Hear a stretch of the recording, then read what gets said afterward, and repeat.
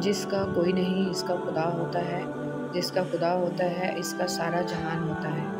اگر اللہ نے تمہارے دل میں کسی چیز کے لیے چاہت ڈالی ہے تو اس چاہت کو تم تک پہنچانے کے راستے بھی بنائے ہوں گے۔ دل تک چاہت پہنچ گئی ہے تو جلد نصیب تک بھی پہنچ جائے گی۔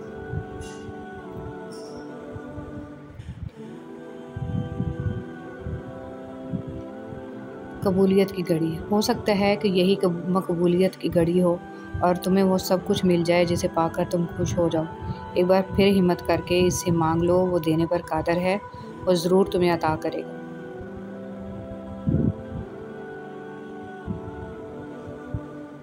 تمہارے حق میں کچھ چیزوں کا اس وقت ملنا بہتر نہیں ہوتا جس وقت تم ان کی خواہش کر رہے ہوتے ہو، بلکہ وہ وقت اللہ نے تمہارے لیے مقرر کیا ہے جو تمہارے لیے بہتر ہے۔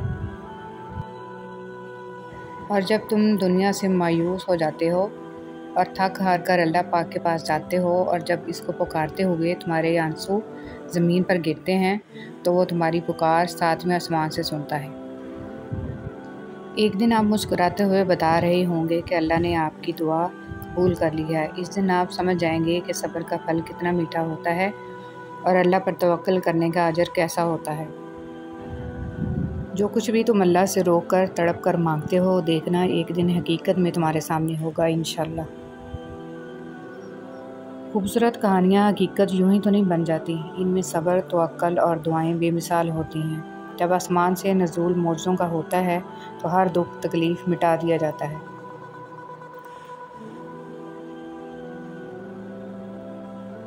دعا مانگ کر پریشان مت ہوا کرو، دعاؤں کے بعد اگلا مقام صبر کا ہوتا ہے اور صبر کا صلہ اللہ تمہیں اپنے کن کی صورت میں ضرور دے گا، بے شک یقین رکھو۔ یہ وقت آزمائش کا ہے، تمہاری آنکھیں راتوں کو گیلی ہوں گی، دل ہزار بار ٹوٹے گا، تمہارا صبر آزمایا جائے گا، امتحان میں ڈالا جائے گا، لیکن یہ وقت بھی گزر جائے گا۔ ہر مشکل کے ساتھ آسانی ہے، تو یہ مشکل تھوڑی ہی باقی رہ گئی ہے۔ پیارے دنوں کا انتظار بس ختم ہی ہونے والا ہے، جہاں اللہ ہوگا تمہارے ساتھ۔ الحمدللہ ہر اس چیز کے لیے جو مجھ سے لی گئی اور بن مانگے دی گئی۔ شکوہ تو بنتا ہی نہیں ہے اس پاک ذات سے جو بہتر کا بدل بھی بہترین دیتا ہے۔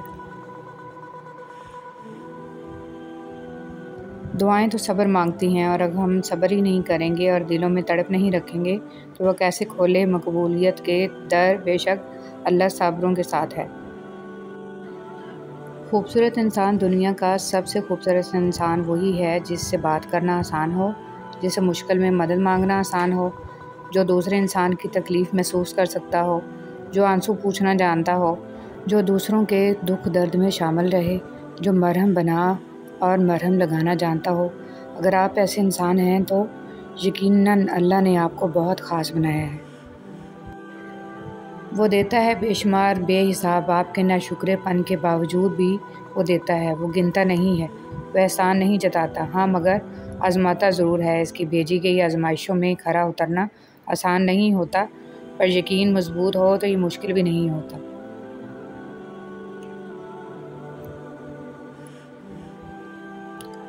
لوگ ہمیں توڑتے رہتے ہیں، اتنا توڑتے ہیں، اتنا توڑتے ہیں کہ ہم ٹوٹ ٹوٹ کر ریزہ ریزہ ہو جاتے ہیں، اور اسے ذرے ذرے کو اللہ تعالیٰ اپنی محبت سے اس طرح جوڑتا ہے کہ اس کے بعد دنیا کی کوئی طاقت ہمیں توڑ نہیں سکتی۔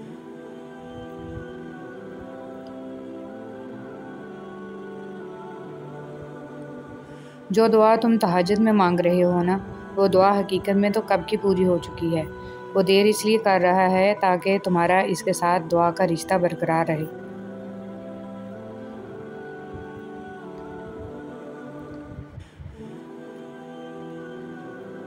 جب تم گہرے درد میں سوالی بن کر اللہ کے پاس جاتے ہو، جب تم بے بیاں خاموشی لے کر اللہ سے فریاد کرتے ہو، تو وہ اپنی ساری رحمت سمیت تمہارا استقبال کرتا ہے، اپنی پرسکون سی یاد میں لپیٹ کر دنیا کے ہر غم سے آزاد کرا دیتا ہے، اپنے نور سے تمہارا بکھرا ہوا دل پر نور کر دیتا ہے۔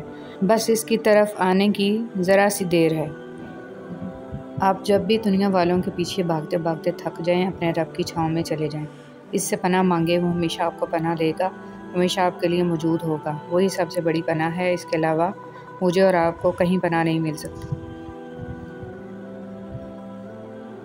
پریشان مت ہوں، اللہ آپ پر اور آپ کی طاقت سے زیادہ بوجھ نہیں ڈالے گا۔ یہ وقت بھی گزر جائے گا انشاءاللہ، اور پھر آزمائش کے بعد اللہ بے شمار نعمتیں اور آسانیاں عطا فرمائے گا۔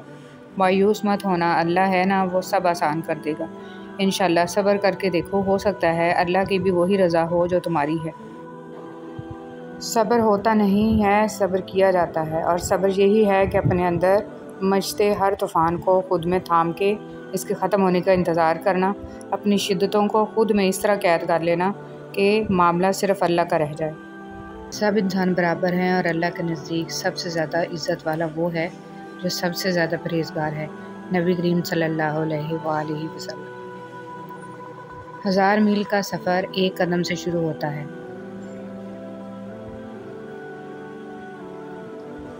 جب انسان مر جاتا ہے تو اس کے اعمال ختم ہو جاتے ہیں سوائے 3 چیزوں کے: صدقہ جاریہ، وہ علم جو نفع بخش ہو، اولاد جو اس کے لیے دعا کرے۔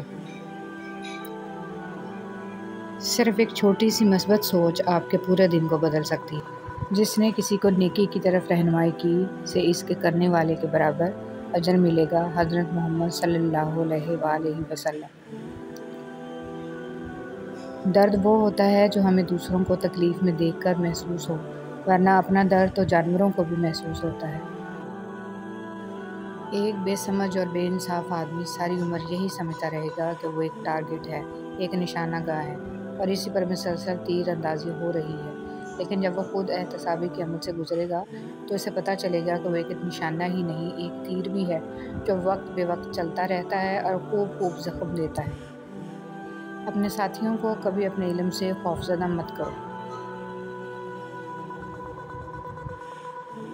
حضرت بایزید بسطامی رحمۃ اللہ علیہ سے کسی نے پوچھا کہ آپ بھوک کی کیوں اتنی تکلیف کرتے ہیں؟ فرمایا، اگر فرعون بھوکا ہوتا تو میں خدا تعالیٰ ہوں ہرگز نہ کہتا۔ حضرت بایزید بسطامی رحمۃ اللہ علیہ نے فرمایا، جیسا تم خدا کو کل کے لیے چاہتے ہو تم آج اس کے لیے ویسے بن جاؤ۔ حضرت بایزید بسطامی رحمۃ اللہ علیہ نے فرمایا، جو گن کر کام کرتا ہے اس کا اجر بھی گن کر ملتا ہے۔ مراد تسبیح۔ ہر چیز کا متبادل مل سکتا ہے مگر وقت کا نہیں۔ خود پر یقین رکھو کیونکہ خود اعتمادی کامیابی کی چابی ہے۔ حضرت علی رضی اللہ تعالیٰ عنہ کی انصاف پسندی۔ حضرت علی رضی اللہ تعالیٰ عنہ کے دور میں ایک دفعہ ایک یہودی اور مسلمان کا جھگڑا پیش آیا۔ حضرت علی رضی اللہ تعالیٰ عنہ نے یہودی کے حق میں فیصلہ کیا کیونکہ ثبوت اس کے حق میں تھے۔ اس واقعے نے یہودی پر گہرا اثر ڈالا اور اس نے اسلام قبول کر لیا۔ 5 سے پہلے 5 سے فائدہ اٹھاؤ۔ اپنی جوانی کو بڑھاپے سے پہلے، اپنی صحت کو بیماری سے پہلے، اپنی دولت کو اپنی غربت سے پہلے، اپنی فراغت کو اپنے کام سے پہلے، اور اپنی زندگی کو موت سے پہلے۔ حضرت محمد صلی اللہ علیہ وآلہ وسلم۔ محبت میں شرطیں نہیں ہوتی۔ چھوٹی چھوٹی خوشیوں کو نظر انداز مت کرو۔ اچھے دوست جواہرات کی مانند ہوتے ہیں۔ جو کچھ بھی آپ کے پاس ہے اس کی قدر کریں۔ اللہ کرے آپ کو وہ سب کچھ جلد مل جائے جس کو پانے کی دعا آپ روز کرتے ہیں، آمین۔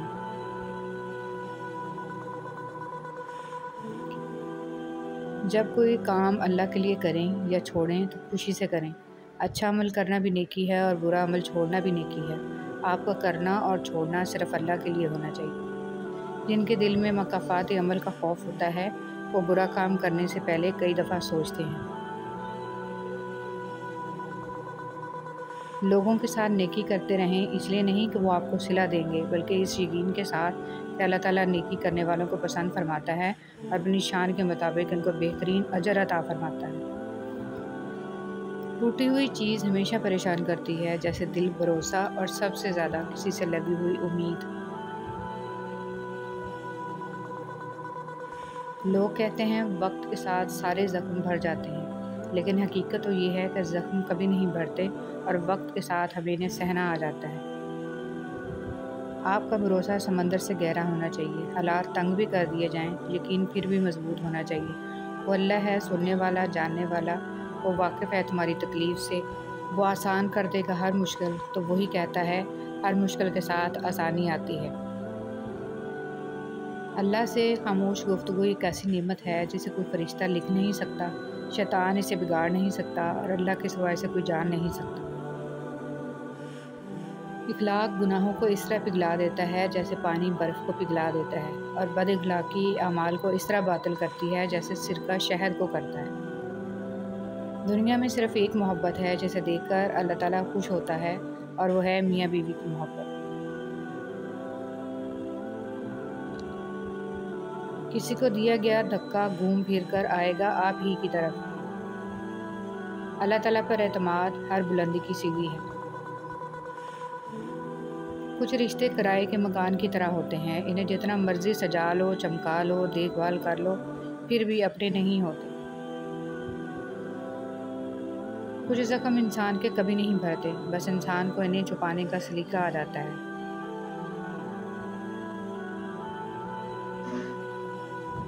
آپ کا بہت زیادہ اچھا ہونا بھی آپ کو لے ڈوبتا ہے۔ بسم اللہ الرحمن الرحیم۔ اللہ کا شکر ادا کرو، یہ نہ سوچو کہ وہ تمہاری دعا فوراً قبول کیوں نہیں کرتا، بلکہ یہ سوچو کہ وہ تمہارے گناہوں کی سزا فوراً نہیں دیتا۔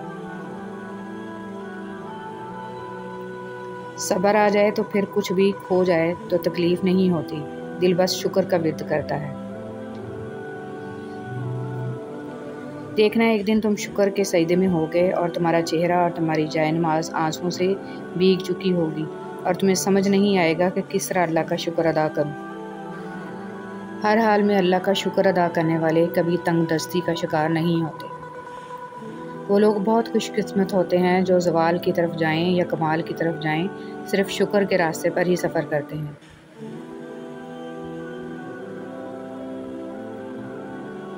اگر انسان اپنے سے امیر کو دیکھ کر شکوہ کرنے کی بجائے اپنے سے غریب کو دیکھ کر شکر کرنے لگ جائے تو اس کی ساری پریشانیاں ختم ہو جائیں۔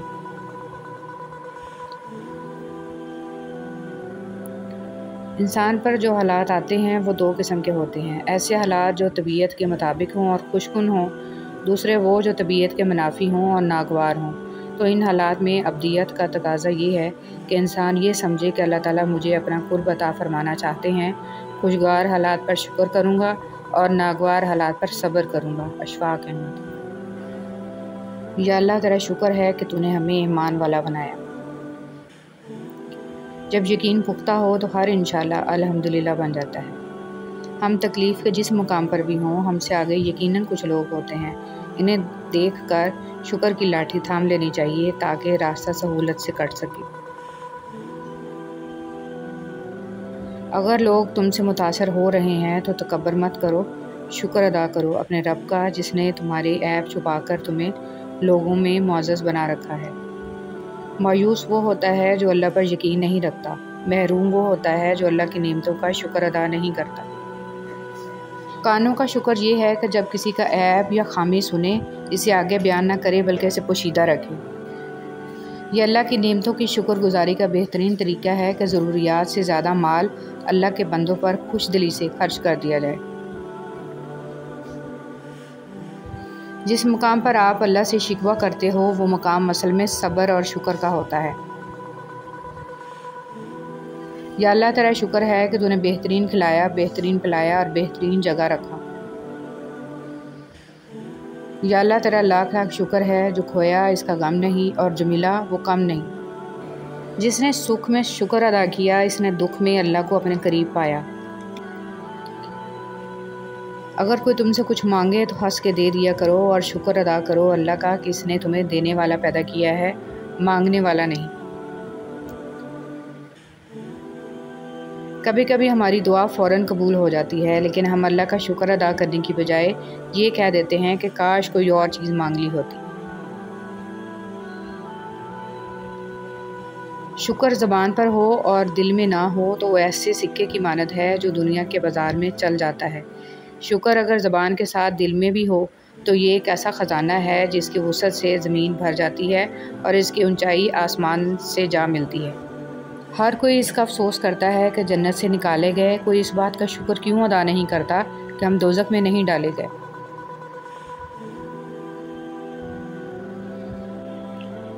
اے اللہ میں تیرا ماننے والا ہوں اور تیری ہی عبادت کرتا ہوں، یہ سب تیری توفیق سے ہے اور میں تیرا شکر ادا کرتا ہوں۔ رزق میں عیب نہ نکالو، اگر پسند نہیں تو اسے مت کھاؤ، اور جو نعمتیں اللہ نے دی ہیں ان پر اللہ کا شکر ادا کرو، کیونکہ بہت سو کو یہ بھی نصیب نہیں ہے۔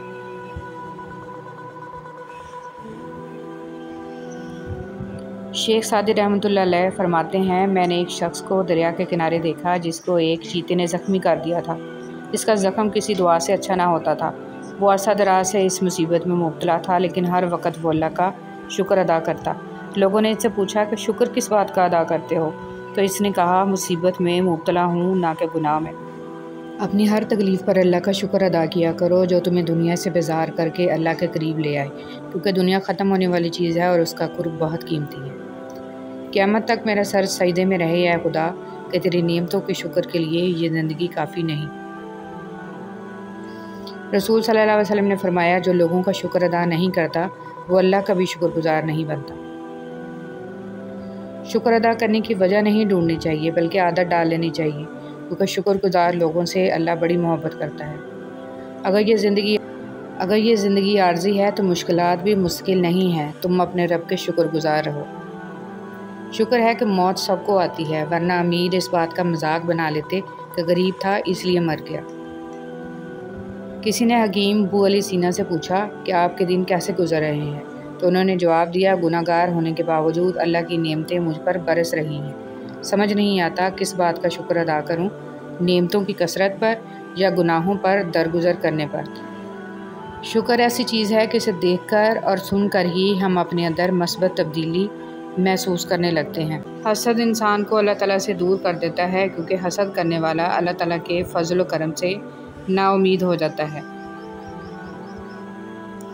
لوگ حسد انسان سے نہیں بلکہ اس کی زندگی میں موجود سکون، خوشیوں، کامیابیوں اور اس کو میسر نعمتوں سے کرتے ہیں۔ حسد سانپ کے زہر سے بھی زیادہ خطرناک ہے۔ سانپ اپنے زہر سے نہیں مرتا، لیکن حسد حاسد کو ختم کر دیتا ہے۔ ابن الحسن۔ اللہ تعالیٰ اس انسان کو بہت پسند کرتا ہے جو کسی بھی وجہ سے کسی بھی انسان سے حسد نہیں کرتا۔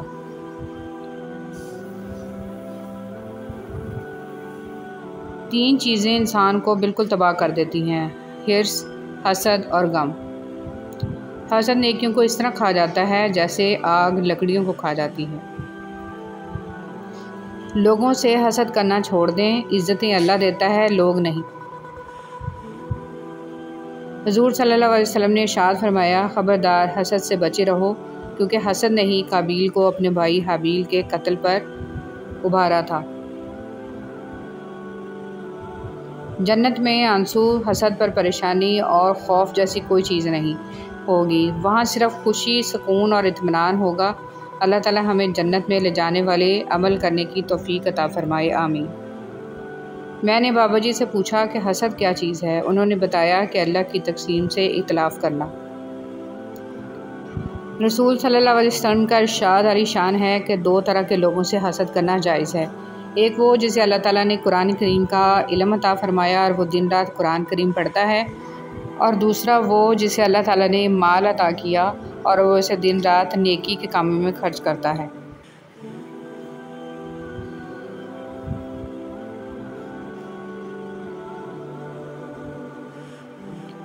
رب کی تقسیم سے انکار کرنا حسد ہے، بلکہ اس سے بہتر کون جانتا ہے کہ ہم کس چیز کے کتنے مستحق ہیں۔ حضور صلی اللہ علیہ وسلم نے ارشاد فرمایا، بے شک اللہ تعالیٰ کی نعمتوں کے بھی کچھ دشمن ہیں۔ پوچھا گیا، یا رسول اللہ صلی اللہ علیہ وسلم، نعمتوں کے دشمن کون ہیں؟ فرمایا، یہ وہ دشمن ہیں جو لوگوں سے ان کی نعمتوں کی وجہ سے حسد کرتے ہیں جو اللہ نے اپنے فضل سے انہیں دی ہیں۔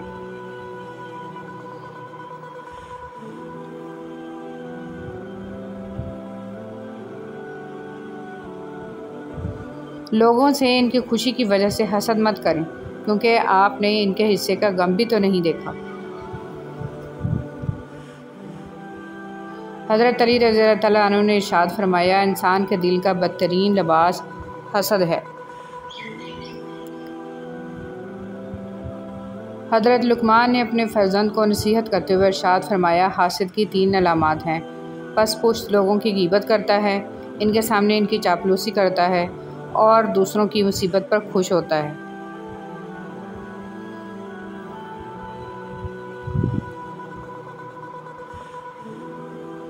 حسد کرو گے تو کچھ نہیں پاؤ گے، شکر کرو گے تو گن نہیں پاؤ گے۔ دوسروں کی خوشیوں کا ذریعہ ضرور بنیں، لیکن اپنی خوشیاں جہاں تک ہو سکے راز رکھیں، کیونکہ نظر برحق ہے، اونٹ کو ہانڈی میں اور انسان کو قبر میں پہنچا دیتی ہے۔ کسی کے مسکراتے چہرے کے پیچھے حسد اور جلن کو ہم نہیں جان سکتے۔ حسد سے بچو، کیونکہ زندگی ایک دن ختم ہونے والی ہے، لیکن اچھی یادیں ہمیشہ زندہ رہتی ہیں۔ اس لیے سب کے لیے نیت صاف رکھو تاکہ تم بھی دنیا اور آخرت میں کامیاب ہو سکو۔ حسد اور گھمنڈ جب انسان کے اندر داخل ہوتے ہیں تو وہ عقل کو باہر کر دیتے ہیں۔ کسی کی دینی یا دنیاوی نعمت چھن جانے کی تمنا کرنا حسد ہے، یہ خواہش کرنا کہ فلاں شخص کو یہ نعمت نہ ملے۔ رسول صلی اللہ علیہ وسلم نے ارشاد فرمایا، اللہ کی قسم مجھے یہ ڈر نہیں ہے کہ تم میرے بعد شرک کرنے لگو گے، بلکہ ڈر یہ ہے کہ تم لوگ دنیا کی لالچ میں آ کر ایک دوسرے سے حسد کرنے لگو گے۔ حسد ایک ایسی بیماری ہے جو انسان کے قلب اور روح کو اذیت میں مبتلا کر دیتی ہے۔ اختلافات کا حل ڈھونڈا جا سکتا ہے، لیکن حسد اور بغض کا نہیں۔ حضرت علی رضی اللہ تعالیٰ عنہ نے ارشاد فرمایا، مومن حاسد نہیں ہوتا، کیونکہ حاسد اللہ کی قدرت پر ناراض ہوتا ہے۔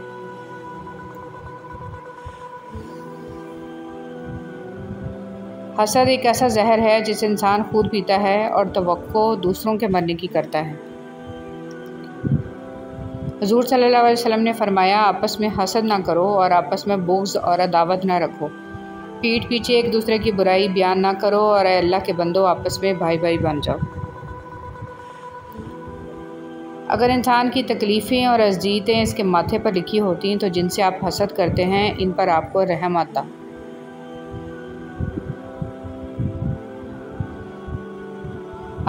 تہجد، جب اللہ تمہیں تہجد کے لیے جائے نماز تک لے آئے تو تہجد بہت لاڈلی عبادت ہوتی ہے، یہ اپنی بات منوا کر ہی رہتی ہے، بس یقین کامل ہونا چاہیے۔